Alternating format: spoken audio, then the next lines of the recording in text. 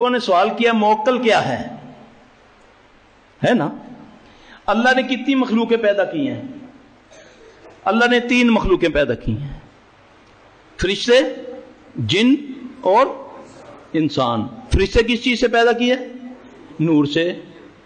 जिन और इंसान ते मौक्कल किथों आ गया? हाँ जी, ये जिन्नात की किस्म है। एक जिन है वो कभी परी बन जाता है, आते हैं हमारे पास बड़े बड़े, कोई तो मूसा बन के आ जाते हैं, कई अली जवाहरी बन के आ जाते हैं। हाँ जी, क्योंकि गैब है ना, ये कुछ भी बन सकता है ना, कुछ भी बता सकता है।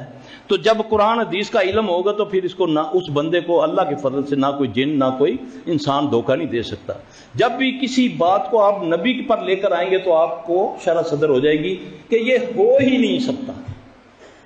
ये कहता है ना कि इस तरह तो ये खबीस झूठ बोलता है। जैसे रूहों के बारे में है, रूहों के बारे में है ना कि साढ़े घर रूह आ जाती जब हम खत्म करवाते हैं। अगर कुरान हदीस का इल्म हो तो ये उसके लिए बहुत फायदेमंद होगा। नबी सल्लल्लाहु अलैहि वसल्लम फरमाया, जब आदमी मर जाता है उनकी रूहें बरज़ख में बंद कर दी जाती हैं। उसमें 2 मकाम है, इल्लीन व सिज्जीन का, फिर कोई रूह बाहर नहीं आती। तो फिर सल्फी साहब ये क्या है? हम जब भी खत्म कराते हैं घर में, उस कोने में हम खाना रख देते हैं। अपनी नानी हमारी को पसंद था सोडे का, वो खाने के बाद ना डकार मारती थी सोडा पीकर, हम वो भी रख देते हैं। थोड़ी देर बाद ना खाना होता है ना बोतल होती है, सब खाली होता है। तो ये तो नानी के देखते हैं कि नानी जी बैठे खा रहे हैं।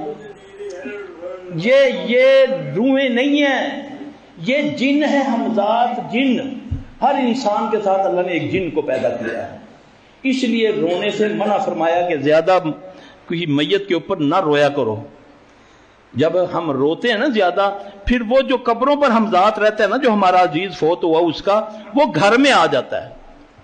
फिर वो घर वाले कहते हैं मैं अपने पुत्र नूं अपने कोल गोद ही सवानी है, रोज आ जाता है मेरा चुन्नू मुन्नू मेरे कोल है जी। वो थोड़े दिनों के बाद उसको जोड़ों का दर्द लगता है, वो गेंठिया हो जाता है, मुड़ना शुरू हो जाती है। मुर्दे का ख्वाब में या इस तरह घर में आना हमजाद का, ये बीमारियां हैं, चाहे वो को अपने अजीज का हमजाद क्यों ना हो। ये मौक्कल ये है।